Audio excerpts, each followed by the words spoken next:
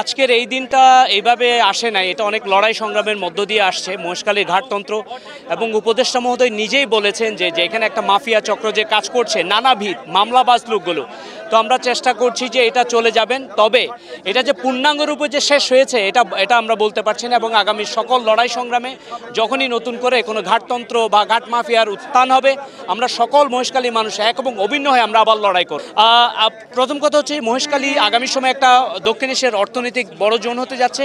শুধু মহেশখালীর এইটা নয়, সাথে ফেরির আলাপ এবং মহেশখালীর পানকে জিআই পণ্য হিসেবে ঘোষণা করা, এখানকার মানুষের লবণের ন্যায্যতা দেয়া, এবং সাথে হচ্ছে যে কুতুবদিয়া মংনামার যে ফেরি, সেখানকার মানুষও কিন্তু দুর্ভোগ পোয়াচ্ছে, এবং সেটাও যাতে আলটিমেটলি সমস্যার সমাধান করা। আর একটা বড় বিষয় হচ্ছে মহেশখালীর প্রান্তিক মানুষ যাতে কোনোভাবে কষ্ট না পায় এবং এখানে যাতে সুশাসন প্রতিষ্ঠা হয়, এটা একটা গুরুত্বপূর্ণ ঘটনা, এবং সেই দাবি আমরা আশা করছি সংশ্লিষ্ট কর্তৃপক্ষের কাছ থেকে।